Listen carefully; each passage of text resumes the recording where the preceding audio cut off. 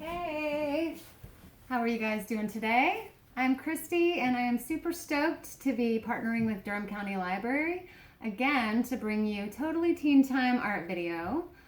This week's project is going to be creating your own journal, or you can make it a sketchbook, or both. I mean, who says they have to be totally different things, right?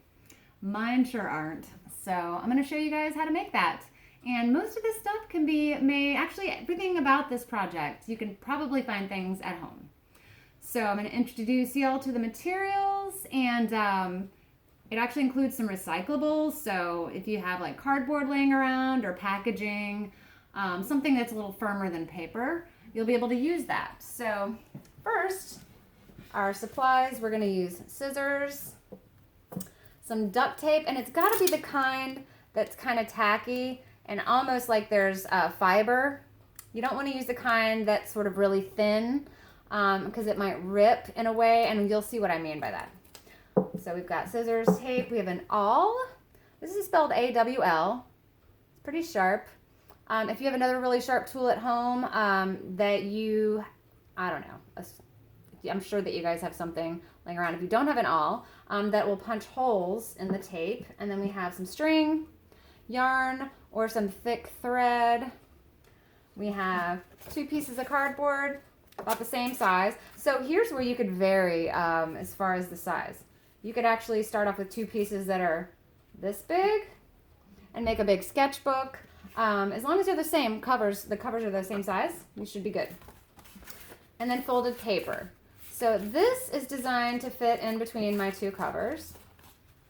So it's the same size. So as long as your paper inside can fit the size between your covers, you're good. So you can, again, make this, you can make a little one. I've made small ones before, or really large ones.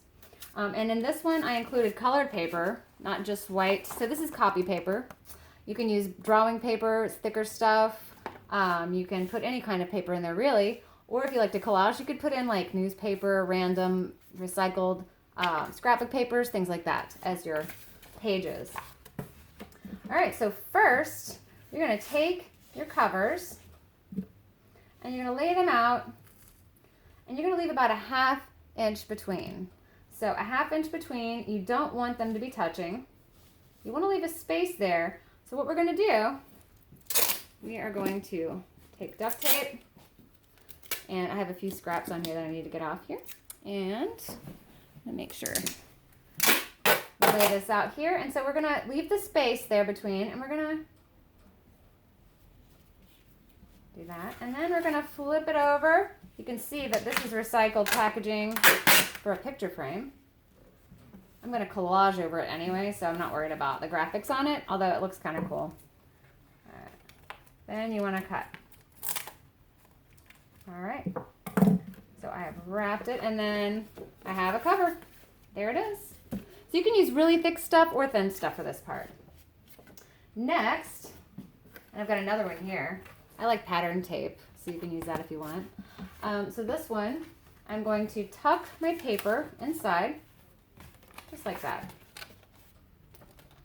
And what we're going to do is we're going to make sure our fingers are spread out on either side of the crease, and we're going to poke this all through.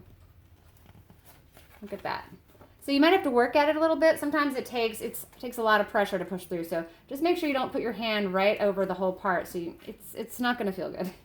So now I'm going to hold everything together, and I'm going to come over here, and I'm going to poke another one through the pages and the tape. So if this is where we come back to, if the tape is that really kind of filmy plastic kind, there's some really cool graphics out there and some different kinds of tape. But if it's like washi tape, it's not going to hold up. You want something that's like duct tape that's got the fibers in it, the kind you really can't rip too easily without scissors. All right, now you want to take a piece of yarn or string, thicker the better, I think, and then I'm going to lay that across the hole here, and I'm going to just poke it through. And usually you can see a piece come through pretty easily. You can decide here whether you want your tie to be on the inside or the outside. I think I'm going to do mine on the outside, in which case I stop there, flip it, and put the other end over here. You can also create, like, you can braid some pieces. I mean, you can really, any step of this, I'm showing you guys the most basic way to do this. You can also, obviously, like, amp it up a little bit and do some different kinds of, like, flourishes on it. You can make a thick braided bookmark, fold it through like that. So first, I've seen all kinds of things, and it's really fun to see what people come up with. All right, I'm going to tie this, and I'm going to leave a little bookmark piece. We'll come back to that later. And I'm just going to tie. This is really good with all ages too, by the way. So if you're a teen, then you guys can really make this your own, right? There's all kinds. I've seen people do latches, like wrap around. Just any kind of thing goes here.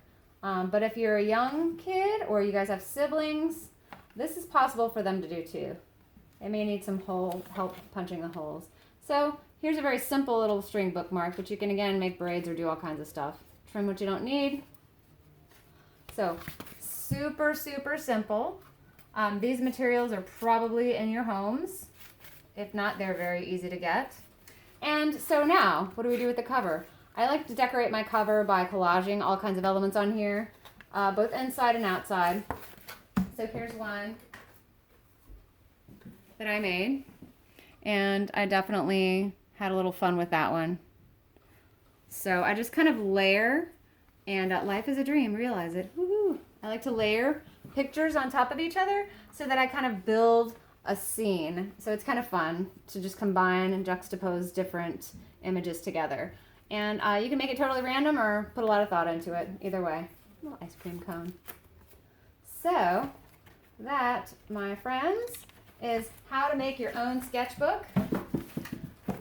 Feel free to change the size, change all kinds of other directions into something that speaks to your heart. And I hope you guys have fun. I think definitely now is a good time to create something. And for me, a sketchbook / journal is something I can both write my thoughts in and also just ideas and images, sketches. Nothing has to be too important, but yet it's all important. And we need to get some of these things out, don't we? So, all right, guys, thanks and have a wonderful time. Happy arting.